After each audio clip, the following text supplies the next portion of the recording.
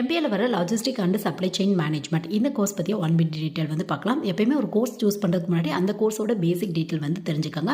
இது வந்து எம்பிஏ பொறுத்தவரை இப்போ லேட்டஸ்ட்டாக ட்ரெண்டில் இருக்க ஒரு கோர்ஸ் அப்படின்னு கூட வந்து சொல்லலாம். MBA logistic and supply chain management பொறுத்தவரையும் எல்லா காலேஜ்லையும் இதே நேமில் இருக்காது. ஒரு சில காலேஜில் லாஜிஸ்டிக் அப்படிம்பாங்க, ஒரு சில காலேஜில் சப்ளை மேனேஜ்மெண்ட் அப்படிம்பாங்க, ஒரு சில காலேஜில் ஷிப்பிங் மேனேஜ்மெண்ட், இந்த மாதிரி நேம் வைஸாக கொஞ்சம் டிஃப்ரென்ஸ் இருக்கும் உங்களுக்கு.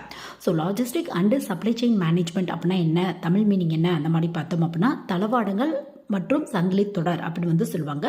முக்கியமாக ஒரு ப்ராடக்ட் வந்து ரா மெட்டீரியலாக இருந்து அந்த கம்பெனிக்கு ரீச் ஆகிறதுக்கு வரையும் என்ன மாதிரியான டிரான்ஸ்போர்ட் யூஸ் பண்ணலாம், அந்த ப்ராடக்ட் வந்து மேனுஃபேக்சரிங் பண்ணதுக்கப்புறம் அந்த ப்ராடக்டை டெலிவரி பண்ணுறதுக்கு என்ன மாதிரியான டிரான்ஸ்போர்ட் யூஸ் பண்ணலாம், அதோட கஸ்டமர் கேர் பற்றி அந்த மாதிரியான டாபிக் தான் கவர் பண்ணியிருப்பாங்க. முக்கியமாக டிரான்ஸ்போர்ட்டுக்கு அதிகப்படியான இம்பார்ட்டன்ட் வந்து சிலபஸில் கொடுத்துருப்பாங்க. எக்ஸ்போர்ட் இம்போர்ட் ரெலவெண்ட்டான டாப்பிக்கும் சிலபஸில் கவர் பண்ணியிருப்பாங்க.